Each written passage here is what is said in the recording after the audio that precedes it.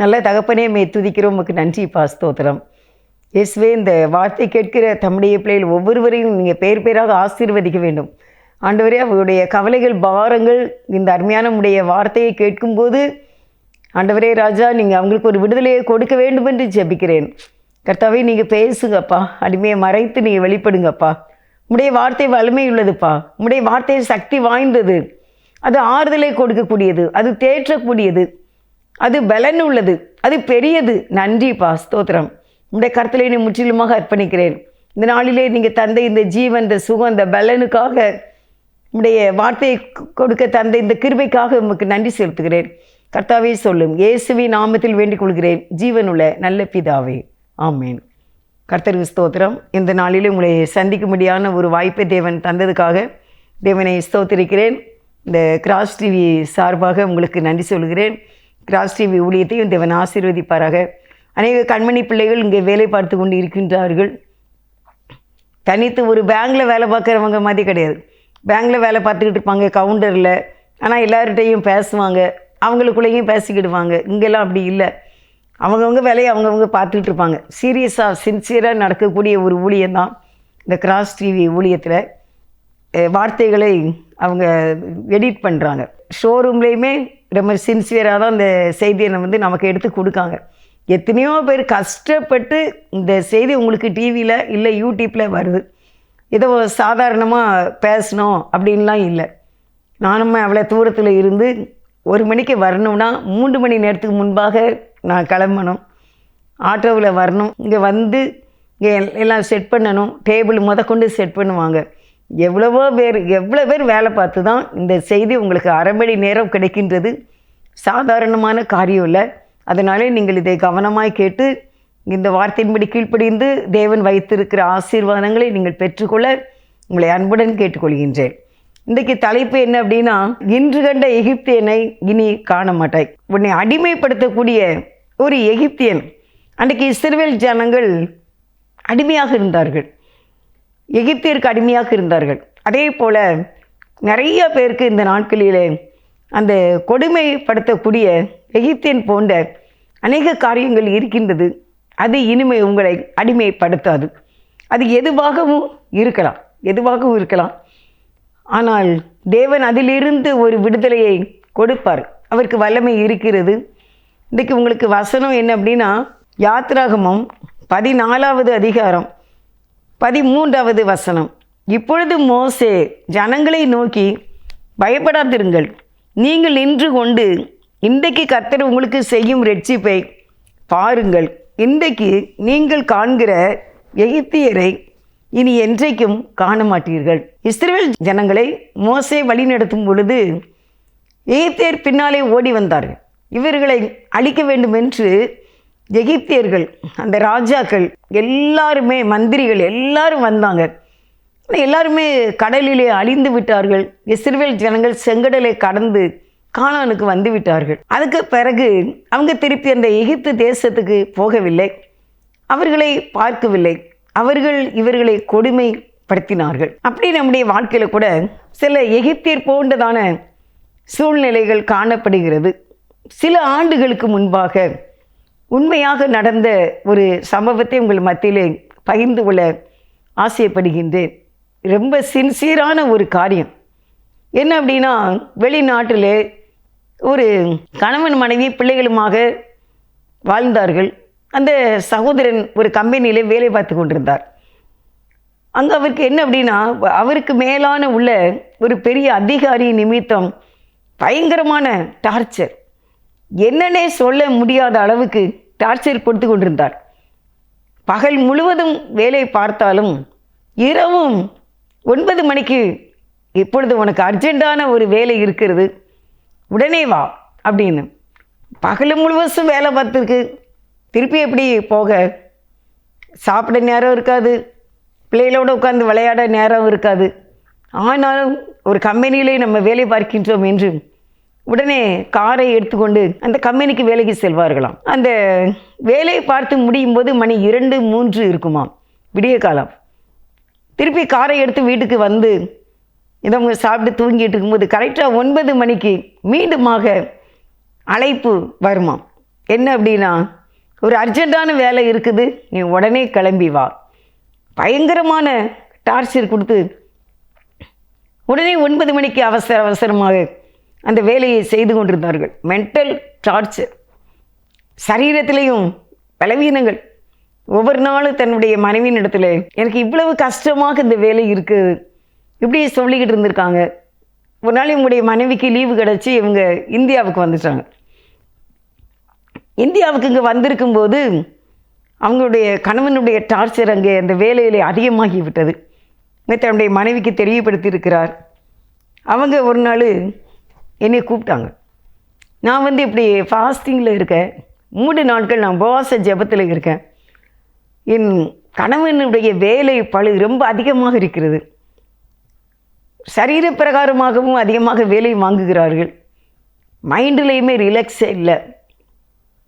ஒவ்வொரு நாளும் கண்ணீராக இருக்கிறது என்று இந்த கணவன் தொலைபேசி மூலமாக பேசியிருக்கார்கள். இந்த சகோதரி என்னை அழைத்தார்கள். கொஞ்சம் வருஷம் இருக்கும். அப்போ நான் சரி அப்படின்னு சொல்லிட்டு போனேன். அது ரொம்ப சின்ன பிள்ளை, 2 சின்ன குழந்தைங்க.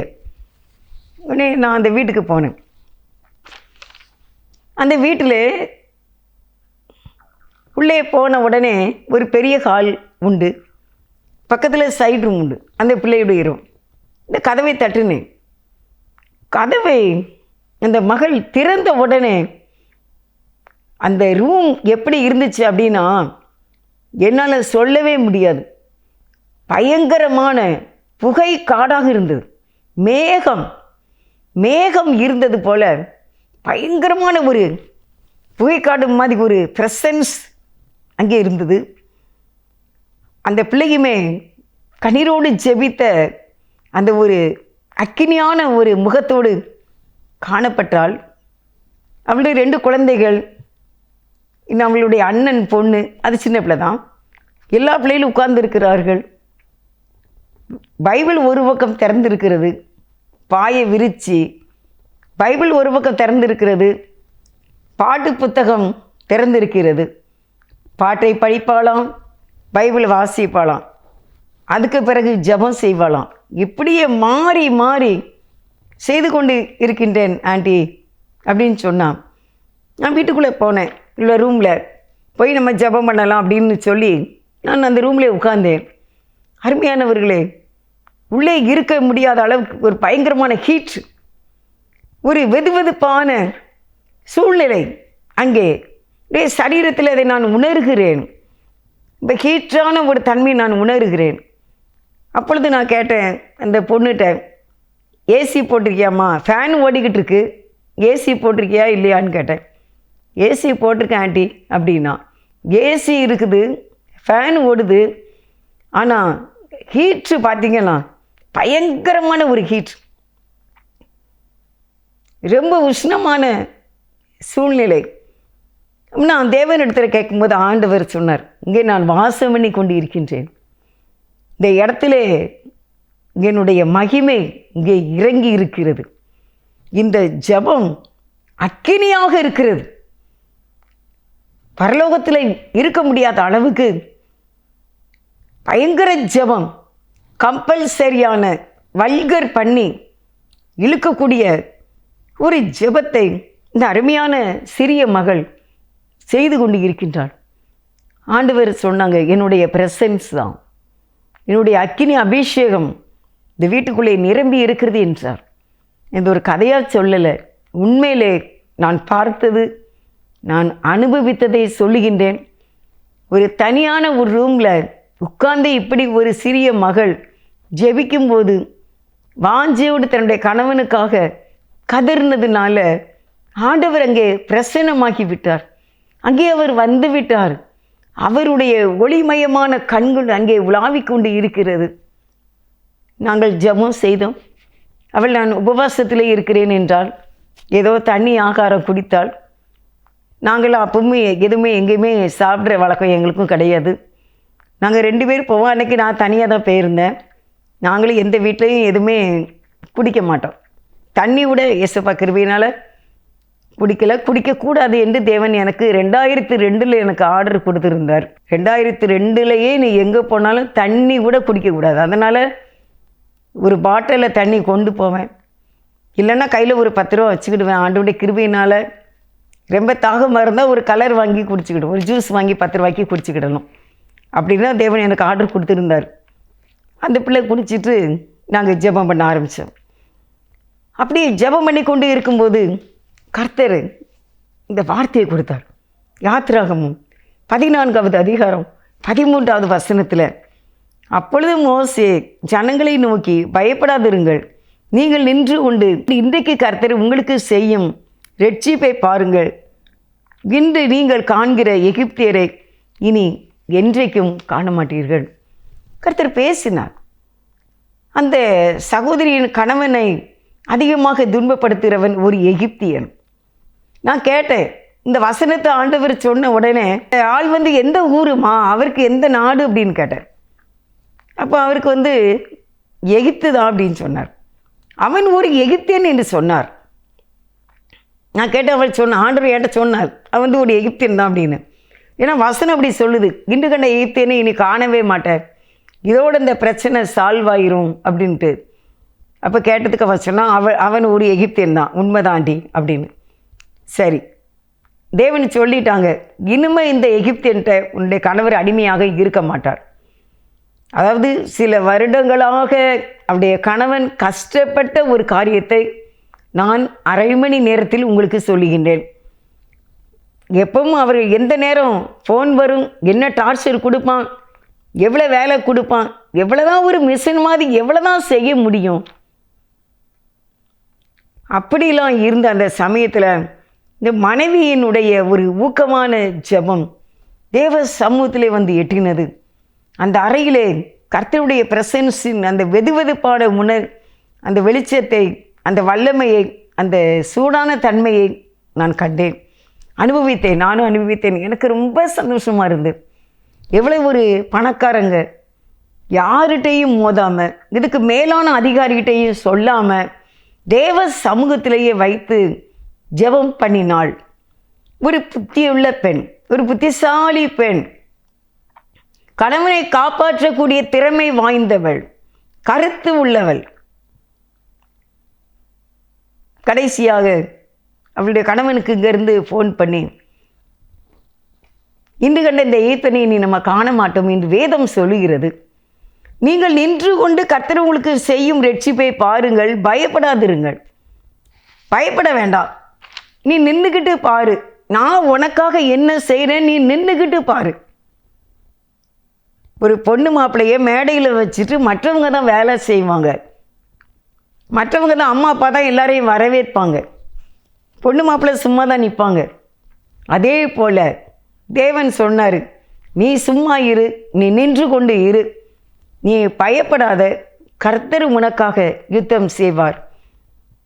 அருமையானவர்களே, இந்த மகளும் அந்த லீவுலாம் முடிஞ்சு ஊருக்கு போயாச்சு.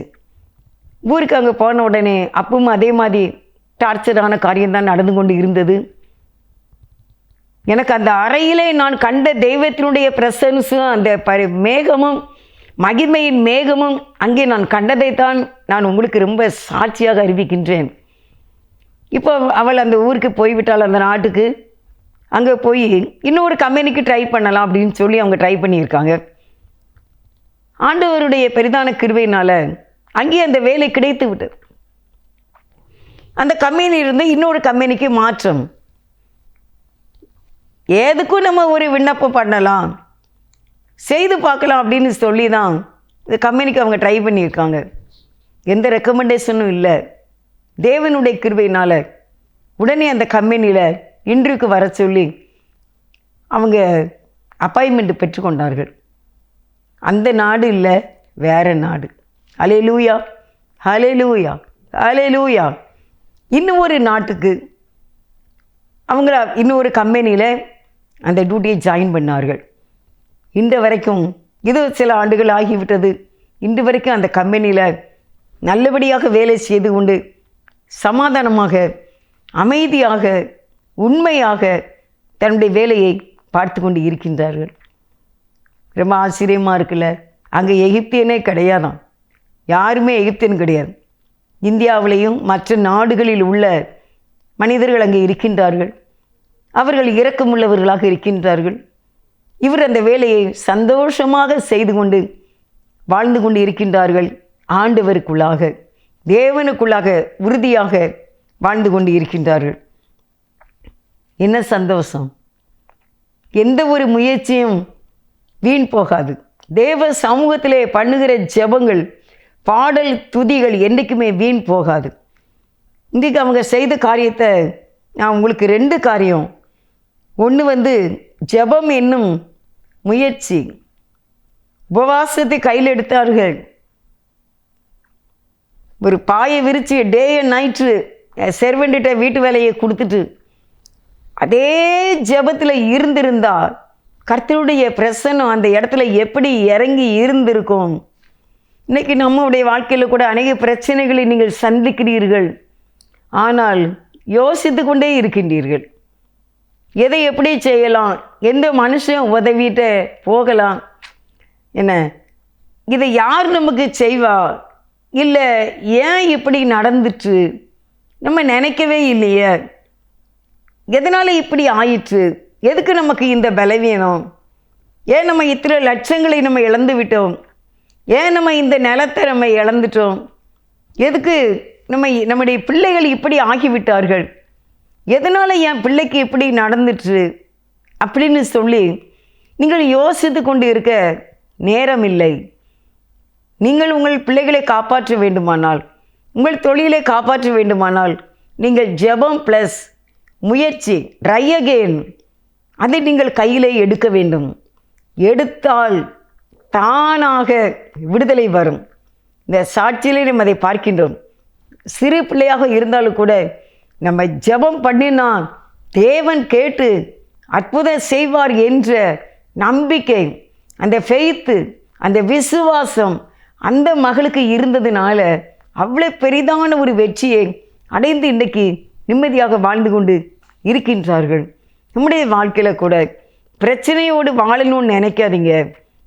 பிரச்சனையில் இருந்து வெளியே வரணும், பிராபலத்தில் இருந்து வெளியே வரணும். அதுக்கு நான் என்ன செய்யணும்? ஜெபம் என்னும் ஆயுதத்தை நீங்கள் கையில் எடுக்க வேண்டும். முழங்கால் படியிட வேண்டும். கர்த்தரை நோக்கி கைகளை உயர்த்தி கதற வேண்டும். நீங்கள் அறையில் பண்ணுகிற ஜெபம் உங்களுக்கு வெளியரங்கமாக பதிலளிக்கும். தோல்வியை நினைத்து நினைத்து கலங்கவே கூடாது. தோல்வியில் இருந்து எந்திரிச்சு வெளியே வர வேண்டும். அதுக்கு பிறகு செய்ய வேண்டியது கர்த்தருடைய வார்த்தை. நீங்கள் தேவனுடைய வார்த்தைக்கு முக்கியம் கொடுக்க வேண்டும். ஏனென்றால் அவங்களுக்கு சொல்லப்பட்ட வார்த்தை அதுதான். யாத்திராகமம் 14:14, கர்த்தர் உங்களுக்காக யுத்தம் பண்ணுவார், நீங்கள் சும்மா இருப்பீர்கள் என்றான். கர்த்தர் உங்களுக்காக யுத்தம் பண்ணுவார். யார்கிட்ட எதை பேசணும் அப்படின்ட்டு கர்த்தர் செய்வார். எப்படி ஈசாக்குக்கு ஒரு ரெபெக்காள் சீக்கிரமாக எலியேசர் மூலமாக கிடைத்தது போல நம்ம வாழ்க்கையில் கூட தானாக வரக்கூடிய அநேக அற்புதங்களை தேவன் செய்வார். நிறைய உங்களுக்கு செய்திருக்காரு. இப்போ நீங்கள் எந்த சூழ்நிலையில் இருக்கிறீங்க, நிறையா செய்ததை நினச்சி நன்றி சொல்லுங்கள். அது நம்ம திறமையினால நினைக்கக்கூடாது. என்னுடைய டேலண்ட்டு, என்னுடைய அறிவு, என்னுடைய படிப்பு, என்னுடைய சாமர்த்தியம், என்னுடைய யோசனை அப்படின்னா நீங்கள் ஒருவேளை இன்றைக்கி நினச்சிக்கிட்டு இருந்தீங்கன்னா ஏசப்பட்ட சாரி கேட்கணும். இல்லை, அப்படிலாம் கிடையவே கிடையாது. தேவனுடைய கிருபை தான் உங்களை அது கூட நடத்தி வந்தது. இப்பவும் நீங்கள் இன்னும் கர்த்தரை கிட்டே சேர வேண்டும் என்று தேவன் விரும்புகிறார். அவரை அண்டிக் கொள்ள வேண்டும் என்று தேவன் விரும்புகிறார். உங்களை நேசிப்பதினால் யாரை நேசிக்கிறாரோ அவர்களை அவர் சிட்சிப்பார். நீ என்னுடைய பிள்ளை, நீ சிறு பிராயத்தில் இருந்து என்னை தேடிக்கொண்டு இருக்கின்றாய், நீ என்னோடு வாழ வேண்டும் என்று ஆசையோடு இருக்கின்றாய், அதனால் இந்த ஒரு சிற்சையை உனக்கு அனுப்பியிருக்கின்றேன். எப்படி இந்த ரோஜா செடியை தேவையில்லாததை கட் பண்ணுவாங்களோ அப்படி உனக்கு நான் சில காரியத்தை கட் பண்ணி கொண்டு இருக்கின்றேன். அதை நான் உனக்காக சுத்திகரித்து கொண்டு இருக்கின்றேன். எதுக்கென்றால் நீ தேவனுடைய வார்த்தையை நம்ப வேண்டும். தேவனுடைய வார்த்தையில் உங்களுக்கு நம்பிக்கை இல்லை. நீங்கள் உங்கள் அறிவை நம்புவீங்க, உங்களுக்கு ஆலோசனை கொடுக்குறவங்கள நம்புவீங்க, தேவனை நம்ப மாட்டீங்க, தேவனுடைய வார்த்தையை நம்ப மாட்டீங்க. நீங்கள் தேவனை சார்ந்து இருக்கிறவங்க, தேவனுடைய வார்த்தையை சொல்கிறவங்க உங்களுக்கு அற்பமாக தெரியலாம், அப்படி நினைக்கக்கூடாது. இன்றையிலிருந்து கர்த்தாவே உம்முடைய வார்த்தை எனக்கு அனுப்பும், இந்த வார்த்தை தேவன் சொல்கிறார்ல, மனிதன் அப்பத்தினால் மட்டுமல்ல. உபாகமம் 8வது அதிகாரத்தில் உங்களுக்கு ஒரு வசனத்தை நான் சொல்லினேன். உபாகமம் 8வது அதிகாரம்.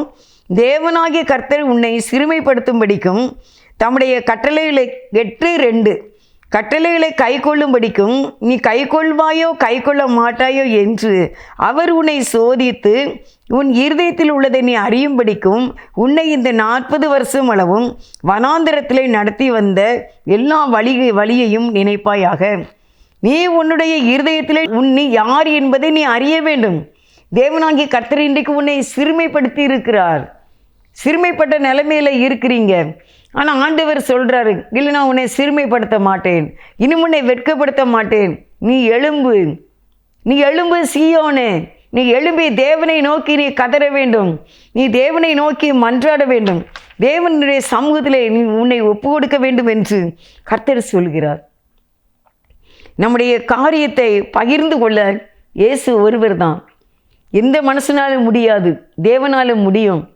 இந்து கண்ட எகிப்தினை இனி காண மாட்டாய் என்று சொன்ன தேவன் அப்படியே அந்த தேசத்தில் இருந்தே இன்னொரு தேசத்துக்கு நல்ல ஒரு வேலையில் இன்றைக்கி அவருடைய கணவன் வேலை செய்து குடும்பமாக மகிழ்ச்சியாக வாழ வைக்க தேவனால் முடிந்தது. இல்லை அந்த கம்பெனிக்காரன் அந்த ரிசைன் லெட்டரை வாங்க மாட்டானா என்ன செய்ய முடியும்? இல்லை இன்னும் கொஞ்ச நாள் நீ இருன்னு சொன்னால் என்ன செய்ய முடியும்? கஷ்டத்தை தான் மேலும் மேலுமாக அனுபவித்து கொண்டு இருப்பான். ஆனால் தேவனாகிய கர்த்தர் தம்மை நோக்கி கூப்பிடும் பொழுது அவர் மனசு சும்மா இருக்காது. அவர் இரக்கமும் மன உருக்கமும் உள்ளவர். ஆண்டவர் கிருபையினால் சொல்கிறேன், என்னுடைய வாழ்க்கையில் என்ன ஒரு நெருக்கங்கள் வந்தாலும் நான் உடனே கர்த்தரை நோக்கி பார்ப்பேன். நான் அநேக தோல்விகளை அடைந்திருக்கிறேன். என்னுடைய பிள்ளைகள் வாழ்க்கையில் படிப்பில் நான் நிறையா தோல்வியை கண்டிருக்கிறேன். நான் ப்ரமோட்டடுன்னு வாங்கினேன் அந்த ரிசல்ட்டு கார்டை விட நான் டீடைல்டுன்னு வாங்கினது தான் அதிகமான கடிதங்களாக இருக்கும். போஸ்ட் கார்டு எல்லாத்துலேயுமே நல்ல வேலைக்கு ரயில்வேல என் பையன் கஷ்டப்பட்டு சென்னையில் ஒவ்வொரு பஸ்ஸாக பிடிச்சி போய் குறிப்பிட்ட நேரத்துக்குள்ளே ஆஃபீஸில் போய் இன்டர்வியூ எழுதியிருந்தான். அவ்வளோ கஷ்டப்பட்டு எத்தனையோ மணிக்கணக்காக ட்ராவல் பண்ணி பஸ்ஸாக மாறி மாறி மாறி மாறி போனாலும் அந்த இன்டர்வியூ அட்டன் பண்ணான். ஆனால் எங்களுக்கு ரிசல்ட்டு தோல்வி என்று வந்தது. அதுலேயுமே கவலைப்படலை. ஏனென்றால் கர்த்தர் சொன்னார், நான் பிள்ளையை உயர்த்துவேன் என்று சொல்லி இருந்தார். அவருடைய வார்த்தையின்படி தேவன் இன்றைக்கு உயர்த்தினார். எத்தனையோ மனிதர்களிடத்தில் நாங்கள் கெஞ்சி கேட்டோம், எங்கள் பிள்ளை இந்த மாதிரி ஒரு படிப்பு, ஒரு வேலை கொடுங்க, உங்களால் முடியும் அப்படின்னு சொல்லி கேட்டோம். பெரிய அதிகாரிகள்கிட்ட கேட்டோம், முழங்கால நின்றுலாம் என் பையன் ஒருத்தங்கிட்ட கேட்டான். அவங்களால செய்ய முடியும், ஆனால் செய்யலை. ஆனால் தேவன் உயர்த்தினார், தேவன் உயர்த்தினார். அதுக்கு பிறகுதான் கர்த்தருடைய வார்த்தையை தான் நாம் நம்ப வேண்டும் அப்படின்னு சொல்லி நாங்கள் கேட்டது சாதாரண ஒரு வேலை. ஆனால் கர்த்தர் கவர்மெண்ட் ஜாப் வேலையை கொடுத்தார். அல்லேலூயா, அல்லேலூயா. அருமையானவர்களே, நீங்கள் கர்த்தர் உங்களுக்கு செய்ய ரட்சிப்பை நின்று பாருங்கள். அவர் நம்முடைய தேவனாகிய கர்த்தரை மட்டும் நோக்கி பாருங்கள். ஆண்டவர் சொல்கிறார், ஆபத்து காலத்தில் என்னை நோக்கி கூப்பிடு. கூப்பிடும்போது ஒன்றுமே நடக்காத மாதிரி தெரியும், ஆனால் கூப்பிட்டு கொண்டே இருக்க வேண்டும். ஒரு காகம் தனக்கு ஆகாரம் கிடைக்கும் வரைக்கும் அது கூப்பிட்டு கொண்டே இருக்கிறது. ஒரு நாள் இப்படி ஒரு கதை கேட்டேன் நான். ஒரு காகத்துக்கு ரொம்ப வயிறு பசி. அப்போ அது இன்னொரு காகத்தினிடத்திலே சொல்லிச்சாமா, எனக்கு ரொம்ப வயிறு பசிக்கு, ஆனால் எனக்கு உணவு கிடைக்கலையே என்ன. அப்போ அந்த காகம் சொல்லிச்சான், நீ நல்லா ஸ்தோத்திரம் பண்ணு, பிரைஸ் தி லார்ட் சொல்லு, எவ்வளவு பிரைஸ் தி லார்ட் சொல்கிறியோ அந்த அளவுக்கு உனக்கு உணவு கிடைக்கும் அப்படின்னு. உடனே சரின்ட்டு இந்த காகம் ஒரு இடத்துல போய் உட்காந்து ஸ்தோத்திரம் ஸ்தோத்திரம் praise the lord praise the லார்ட்னு சொல்லிகிட்டே இருந்துச்சாமா. அரை மணி நேரங்கிட்ட சொல்லிட்டாமா. அரை மணி நேரம் கழித்து ஒன்றும் வரலையா பார்த்துக்கிடுங்க. என்னடா அரை மணி நேரம் நம்ம தேவனுக்கு ஸ்தோத்திரம் பண்ணியாச்சு, இன்னும் ஒன்றும் வரலையே, என்ன செய்ய, என்ன இவ்வளோ நேரம் தோத்திரம் போட்டோமே அப்படின்னு சொல்லிக்கிட்டு இருக்கும்போது ஒரு கடவுள் சொன்னாராம், ஏய் நீ திரும்பி பாரு பின்னாலன்ட்டு. உடனே அந்த காகம் அந்த மரக்கிளையில் இருந்த வாக்கில் பின்னால் திரும்பி பார்த்தால் அங்கே ஒரு பெரிய கொத்து கறி தொங்கிக் கொண்டு இருந்ததாம் அந்த கிளையில். உடனே அதுக்கு சந்தோஷம், ஆண்டவரே உங்களுக்கு தோத்திரம் பிரைஸ் தி லார்ட் அப்படின்னு சொல்லி ஓடி போய் அந்த கறியை எடுத்து வைத்து மேலான உச்சியில் ஒரு கிளையில் உட்கார்ந்து சந்தோஷமாக சாப்பிட்டுச்சான்.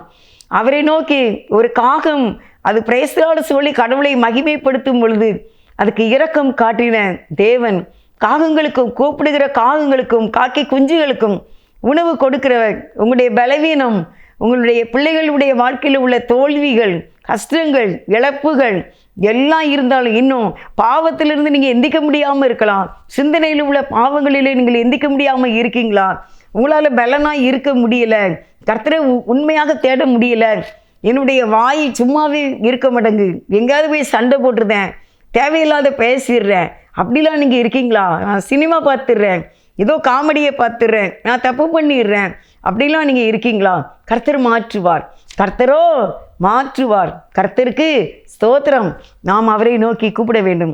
இன்று கண்ட ஈர்த்தினை, இன்றைக்கு நீங்கள் காண்ட இந்த பிரச்சனையை இனிமேல் காண மாட்டீர்கள். நீங்கள் பயப்படாதிருங்கள், அஞ்சாதிருங்கள். தேவனாகி கர்த்தர் நமக்கு கண்டிப்பாக உதவி செய்ய அவர் வலிமை உள்ளவராக இருக்கின்றார். அவர் சொல்றார், நான் உன்னை விட்டு விலகுவதும் இல்லை, உன்னை கைவிடுவதும் இல்லை. நம்ம ஜெபம் செய்வோம். பயப்படாதே, வலக்கரத்தாலே பாதுகாப்பேன் என்றதாலே ஸ்தோத்திரம். பயப்படாதே, வலக்கரத்தாலே பாதுகாப்பேன் என்றதாலே ஸ்தோத்திரம்.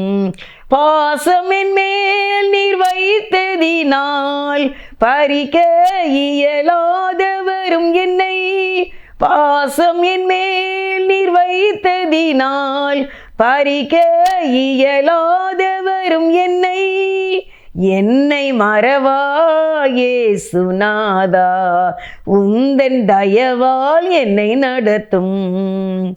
தோல்வியிலே நீங்கள் கிடக்க வேண்டாம். தோல்வியை ஆசீர்வாதமாக மாற்ற இயேசு சிலுவைக்கு சென்றார். சாபங்களை ஆசீர்வாதமாய் மாற்ற இயேசு உயிரோடு எழுந்தார். அவர் உயிரோடு எழுந்து இன்றைக்கு நமக்காக பிதாவின் இடத்திலே ஜெபித்து கொண்டு இருக்கின்றார், நம்மை ஆசீர்வதிக்கும்படியாக. ஏசப்பா, இந்த நாளிலே இந்த வார்த்தை கேட்கின்றவர்களுடைய வாழ்க்கையில் எந்த ஒரு தோல்வியை அவர்கள் அனுபவித்திருந்தாலும் அந்த தோல்வி இன்றைக்கு ஜெயமாக மாறட்டும். எஸ்தர் ராஜாத்திக்கு காரியம் மாறுதலாய் முடிந்தது. அப்படியே இந்த வார்த்தையை கேட்கிற ஒவ்வொரு பிள்ளைகளுடைய வாழ்க்கையில காரியம் மாறுதலாய் முடியட்டும். தோல்வியின் கடிதத்தை கையில் வைத்திருக்கிறார்களா? அது ஆசீர்வாதத்தின் கடிதமாய் மாறுவதாக இயேசுவின் நாமத்தினால் இப்பொழுது கட்டளையிடுகிறேன். எந்த சரீரத்தில் எந்த பலவீனம் என்று இருக்கிறார்களோ, அது ஒருவேளை ஸ்ட்ரோக்காக இருக்கலாம், ஒருவேளை அது சுகர் ப்ரெஷராக இருக்கலாம், இல்லை அது உங்களுக்கு கண்ணு வலியா காது வலியாக இருக்கலாம், சிறுகுடல் பெருகுடல் கல்லீரல் கணைய பிரச்சனையாக இருக்கலாம். எந்த வியாதியானாலும் அந்த ஸ்கேன் ரிப்போர்ட்டை மாற்ற இயேசுவால முடியும். அந்த பிளட் ரிசல்ட்டை மாற்ற இயேசுவால முடியும். எழும்பு என்று கர்த்தர் சொல்கிறார். ஏன் பயப்படுகிறாய்? ஏன் கவலைப்படுகிறாய்? உனக்காக உன்னை விசாரிக்க தேவனாகிய கர்த்தர் இயேசப்பா இருக்கிறார். அவர் மாற்றுவார் என்று சொன்ன தேவனை துதிக்கிறப்பா. இந்த நாளிலே யார் யார் என்னென்ன பாரத்தோடு இருக்காங்களோ அவருடைய கவலைகளையும் சஞ்சலங்களையும் துக்கங்களையும் மாற்றி இந்த வாழ்க்கை பயணம் ரொம்ப ஜாலியாக இருக்கணும், ரொம்ப சந்தோஷமான வாழ்க்கையாக இருக்க வேண்டும். கர்த்தரோடு கரம் பிடித்து நடத்தி மகிழ்ச்சி நாட்காய் இருக்க வேண்டும். எழும்பு, கர்த்தர் சொல்கிறார், சீயோனே மகிழ்ந்து கம்பீரி, இஸ்ரவேலின் பரிசுத்தர் உன் நடுவில் இருக்கிறார், இனி தீங்கை காணாதிருப்பாய். நீ உனக்கு தீங்கு கிடையாது, இனிமேல் ஆசீர்வாதத்தின் தொடக்கம் உங்களுக்கு என்று சொல்லுகிற எங்கள் அன்பின் ஆண்டவரே, உம்மை துதிக்கிறோம், ஸ்தோத்திரிக்கிறோம். பொருளாதாரத்தில் ஒரு ஆசீர்வாதத்தை கட்டளையிட்டு நிச்சயமாக முடிவை தாரும். ஒரு பெரிய விடுதலை உண்டாகட்டும். ஒரு காலத்தில் நாங்கள் ரொம்ப கஷ்டப்பட்டோம், இப்போ இயேசுவா கிருபையினால் நன்றாக இருக்கின்றோம், வாழ்ந்திருக்கிறோம் என்று இந்த செய்தி கேட்கிற மக்கள் உம்முடைய நாமத்தை மகிமைப்படுத்த கிருபை செய்ய வேண்டும் என்று இயேசுவின் நாமத்தில் வேண்டிக் கொள்கின்றேன். ஜீவனுள்ள நல்ல பிதாவே, ஆமேன், ஆமேன். God bless you.